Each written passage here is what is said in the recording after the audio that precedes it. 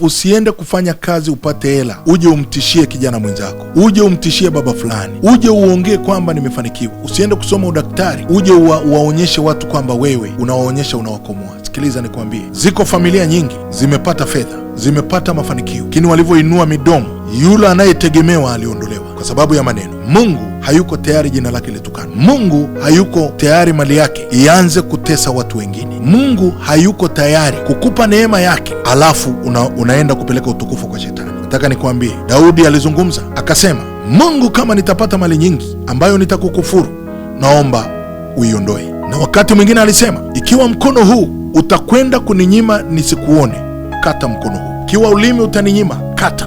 Ikiwa mtoto atakunyima kumuona Mungu, Mungu atamuondoa. Ikiwa gari litakunyima, utatembea na malapa tena. Ikiwa neema Mungu aliweka juu yako imekuwa dharau tena, imekuwa kujiinua, imekuwa kupiga, imekuwa kuonea, imekuwa nini, mambo mabaya, Mungu atakupiga, Mungu atakunyang'anya. Maana unaona watu wanainuka, wanaanguka, hawataki kueleza wamekosa nini, hawataki kueleza nini kimetokea.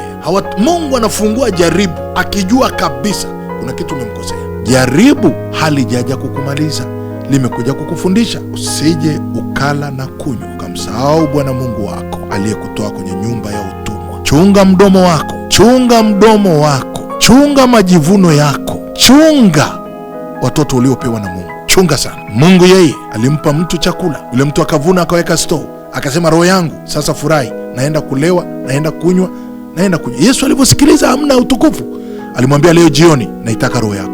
Nataka kwenda kumkabidhi mtoto, kukabidhi mama, akamwambia nataka roho yako. Pe Mungu utukufu kwenye mafanikio yako, pe Mungu utukufu katika jina la Yesu Kristo, amen.